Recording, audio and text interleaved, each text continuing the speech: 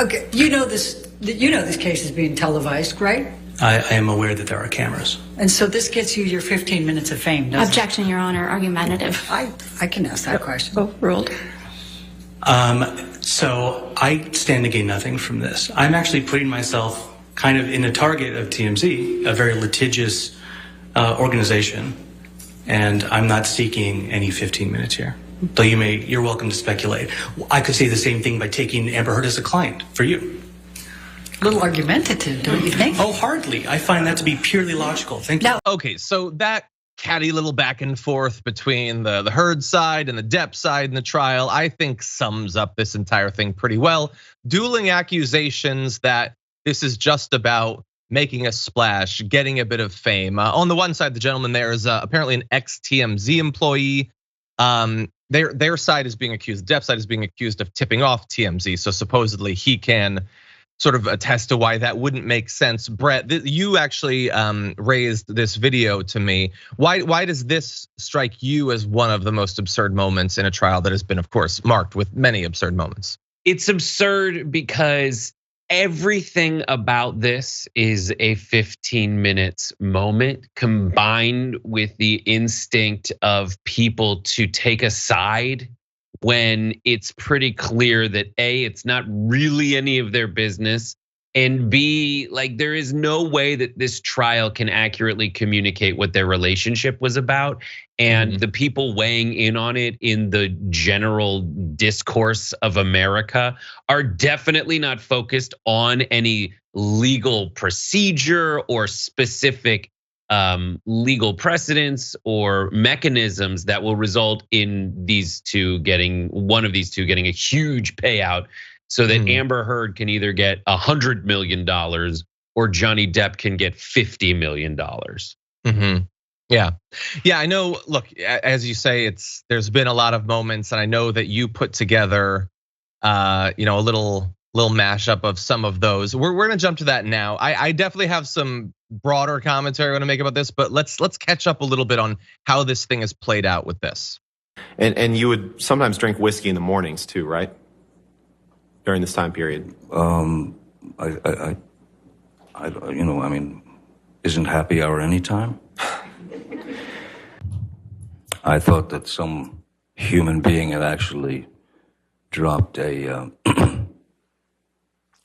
grumpy, pardon the term, onto the bed. We've had cocaine together maybe a couple of times. I once gave Marilyn Manson a pill so that he would stop talking so much.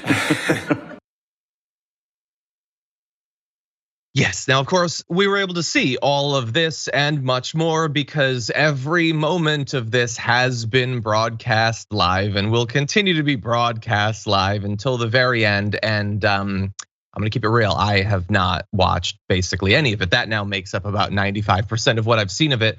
But that said, I've been watching like a creeper from the outside, not the trial, but everything around the trial.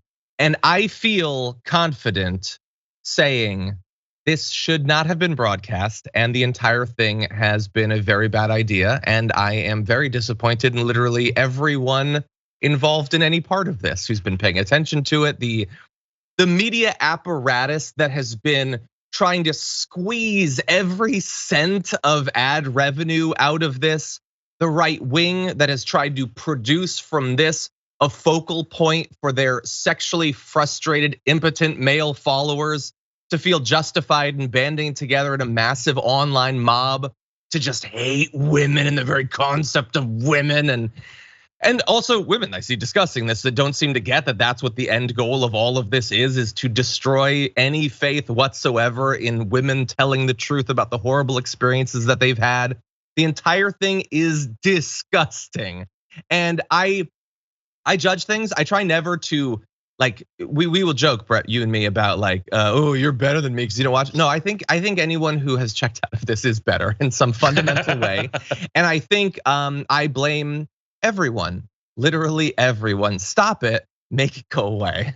Right, this is anytime, I guess the thing I like to focus on is that anytime there is a movement that happens online that is undeniably for good.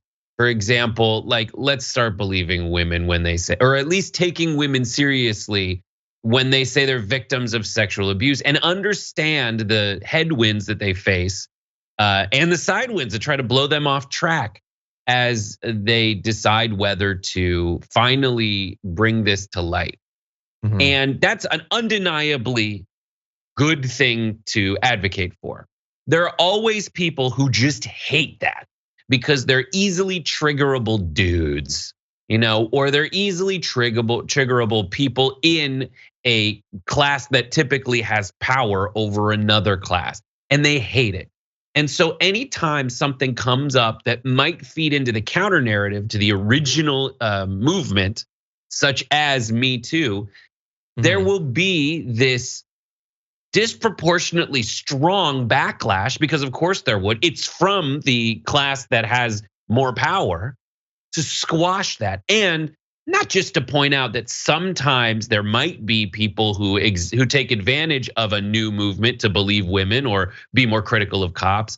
Instead, they want to say that everyone in that group is terribly evil and wildly misguided and horrible. And that is just what this entire Amber Heard, Johnny Depp hysteria reeks of to me. 100%. Yeah. And I know some people will try to put a little bit of, like, I see people in the chat like, don't you care about women abusing men? Yes, I do. This has nothing to do with that. I don't care if you have deluded yourself into thinking that elevating this to be the highest profile story in the world is fundamentally about that. You can only maintain that fiction if you went into this not caring at all about any of the stuff having to do with Johnny Depp. And it's all just confirmation bias. You hear every line of it, and I don't care about the lines of it. We're not covering the lines. I don't care about who pooped in the bed. I don't care about who cut off whose finger or whatever. I'm not interested in any of that, and neither are the people obsessing over this. And look, you all need to understand the reasons people turn in media. I'm saying the people who choose what they're gonna cover is in the last couple, like since the 2020 election, since the insurrection, news viewership has dropped. And so people are desperate to find what is the thing that's gonna get people to pay attention. So if you see, for instance, last year, former lefties suddenly making like 5 videos a day of anti-vax stuff, that's why. They didn't have a fundamental change in how they view vaccines scientifically. They knew that if they put that out, they will get an audience because, and it's similar to this, the right wing is super invested in this stuff. And so when people are doing streams, literally they can just put the trial on for hours and live stream it and get bigger audiences than they've ever gotten before. You can choose to believe that they just actually care about this thing so much. It's that they want the viewership and they don't care what socially they're feeding into, what culturally the objective of this is. Why is the right spending tens of thousands of dollars advertising stuff about this? Because they think they can get something from it. If you think that Ben Shapiro's like core concern is about men being abused by women, you're deluding yourself. They think this is going to radicalize and weaponize men against, as as Brett said, the Me Too movement against women more broadly in this moment, especially where people are really concerned about reproductive rights being stripped away. Well, now the counter narrative is women also are big liars and you shouldn't trust them. So I just find all of that super disgusting. It's super exploitative. Nobody cares about any of this. Like we have all this stuff that we're gonna get to. Like I'll bring up this tweet at least. Michelle Dauber, who's of Stanford University, saying that taking a trial, particularly like this, that is about abuse and making it live streamed is inherently creating a toxic environment. And that it doesn't serve a public interest to make someone play out abuse live on TV. There are trials where maybe it makes sense to have them be live. Or even a subset, not the entire thing. It makes no sense aside from a desire to make money for this to have been broadcast in the way that it was. And it's huge for law and crime. You and I were talking about this, and John and I had a very fun lunch yesterday where we went to McDonald's and See's Candy. And we were talking about how this is huge for law and crime. They're gaining massive amounts of followers and everything. That's, I think, Dan Abrams' joint. And I don't begrudge them that. They're covering it. They were allowed to put a camera in the courtroom. It's a decision made by the judge to allow or disallow.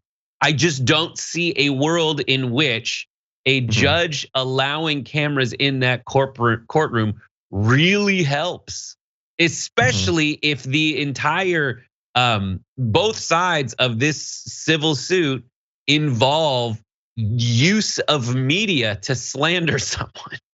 Yeah, 100%. I find it so frustrating of all of the things going on in the world for people to be fired up about. Who genuinely thinks that this is the thing that we should care about? This is obviously a distraction, it is intentionally a distraction. And I get that some people maybe need a distraction. Not all of the people tuning in. When a stream has 200,000 people watching, it's not all of them are guys whose entire life is wishing that they could be more like Ben Shapiro. There's plenty of just, like Facebook moms and stuff like that. That it's courtroom drama. It's look at that, they're talking about poop and stuff like that. Like literally pick any other subject and dive into that. I wish.